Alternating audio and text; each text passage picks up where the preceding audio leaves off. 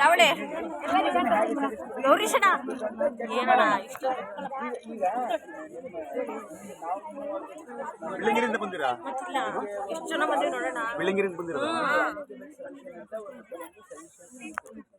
ಅದರಲ್ಲಿ ಯಾವ್ದಾವ್ದು ಸಾಧ್ಯ ಇದೆ ಮತ್ತು ನಿಮಗೆ ಇದು ನಂಬರ್ ಆಫ್ ಸ್ವಸಹಾಯ ಸಂಘಗಳು ಜಾಸ್ತಿ ಮಾಡಿದ್ರೆ ಇನ್ಸೆಂಟಿವ್ ಕೊಡಬೇಕು ಅಂದ್ರೆ 9,000 ತನಕ ಇದೆ ಈಗ. ಅದೆಲ್ಲ ನಾವು ಡಿಸ್ಕಸ್ ಮಾಡಿದ್ದು. ಈಗ ಅದರಲ್ಲಿ ಈಗ ಆದೇಶ ಆಗಿದೆಯಲ್ಲ, ಆದೇಶದಲ್ಲಿ ಅದನ್ನು ಇಂಪ್ಲಿಮೆಂಟ್ ಮಾಡೋಕ್ಕೆ ಏನೋ ತಾಂತ್ರಿಕ ತೊಂದರೆ ಇದ್ರೆ ಅದು ಯಾವ ರೀತಿ ನಿವಾರಣೆ ಮಾಡಬೇಕು ಅನ್ನೋದು ಡಿಸ್ಕಸ್ ಮಾಡೋಣ. ನಾವು ಸಪ್ರೇಟ್ ಮೀಟಿಂಗ್ ಕರಿತೀನಿ.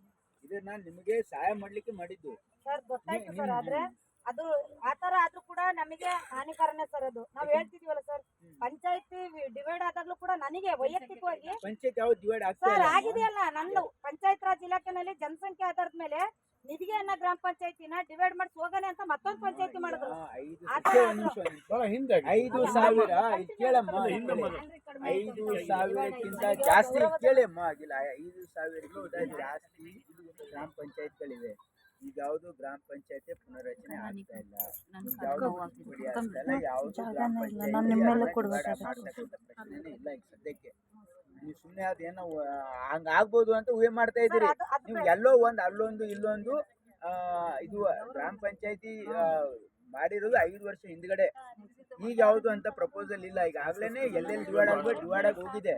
ಈಗ ಯಾವುದು ಸದ್ಯಕ್ಕೆ ಗ್ರಾಮ ಪಂಚಾಯತ್ ಡಿವೈಡ್ ಆಗ್ತಾ ಇಲ್ಲ. ನೀವು ಅದ್ರ ಬಗ್ಗೆ ಅದು ಬೇಡ ಸರ್. ಈಗ ರೀಸೆಂಟ್ ಆಗಿ ಮಹಿಳಾ ಮತ್ತು ಮಕ್ಕಳ ಅಭಿವೃದ್ಧಿ ಇಲಾಖೆ ಸಚಿವರಾದಂತ ಶ್ರೀಮತಿ ಲಕ್ಷ್ಮೀ ಹೆಬ್ಬಾಳ್ಕರ್ ಮೇಡಮ್ ಒಂದು ಇದು ಹೇಳಿದ್ದಾರೆ ವೇದಿಕೆಯನ್ನ. ಯಾರ್ಯಾರು ಗೃಹಲಕ್ಷ್ಮಿಯ ಫಲಾನುಭವಿಗಳಿದ್ದಾರೋ ಅವರಿಗೆಲ್ಲ ಗೃಹಲಕ್ಷ್ಮಿ ಸ್ವಸಹಾಯ ಸಂಘ ಅಂತ ಮಾಡಿ ನಾವು ಅವರಿಗೆ ಸೌಲಭ್ಯಗಳನ್ನ ಕೊಡ್ತೀವಿ, ಅವ್ರ ಆರ್ಥಿಕ ಚಟುವಟಿಕೆ ಜಾಸ್ತಿ ಮಾಡ್ಕೊಳ್ರಿ ಅಂತ ಹೇಳಿದ್ರು. ಆ ಇಡೀ ಗೃಹಲಕ್ಷ್ಮಿ ಫಲಾನುಭವಿಗಳೆಲ್ಲ ನಮ್ಮ ಒಕ್ಕೂಟದಲ್ಲಿದ್ದಾರೆ.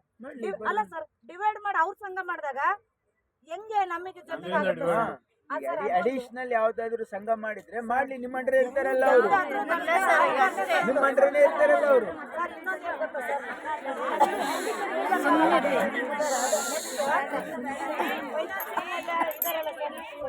ಫೈನಾನ್ಸ್ ಗುಂಪುಗಳಿದಾವಲ್ಲ, ಅವರೆಲ್ಲ ಮನೆ ಬಾಗಿಲಿಗೆ ಬಂದು ಲೋನ್ ಕೊಡ್ತಿದ್ದಾರೆ.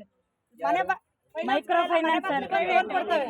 ಅವಾಗ ಏನಾಗುತ್ತೆ ಅಂದ್ರೆ ಫೈನಾನ್ಸರ್ ಲೋನ್ ಕೊಡ್ತಾರೆ. ನಾವು ಲೋನ್ ಕೊಟ್ಟು ಏನ್ ಮಾಡ್ತೀವಿ, ಸರ್ಕಾರದ್ದು ಪಂಚಾಯತಿ ವ್ಯಾಪ್ತಿನಲ್ಲಿ ಯಾವ್ದೋ ಒಂದು ಪ್ರೋಗ್ರಾಮ್ ಇತ್ತು, ಜಿಲ್ಲಾ ವ್ಯಾಪ್ತಿನಲ್ಲಿ ಯಾವ್ದೋ ಒಂದು ಪ್ರೋಗ್ರಾಮ್ ಇತ್ತು ಅಂದ್ರೆ ಪಂಚಾಯತಿ PDO ಕಡೆಯಿಂದ ನಮಗೆ ಹೇಳ್ತಾರೆ ಬಸ್ ನಿಂತಿದೆ 100 ಜನ ಕರ್ಕೊಂಡು ಹೋಗು ಅಂತ.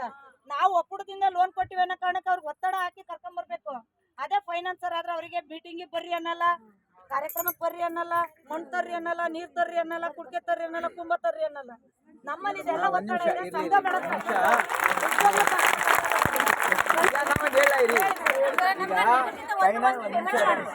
ಫೈನಾನ್ಸ್ ಕಂಪನಿಯವರು ರೇಟ್ ಆಫ್ ಇಂಟ್ರೆಸ್ಟ್ ಏನಿದೆ ಮತ್ತೆ ಹಂಗಲ್ಲ. ಮತ್ತೆ ಇದು ಕೇಳಿ ಒಂದು ನಿಮಿಷ ಇರಿ.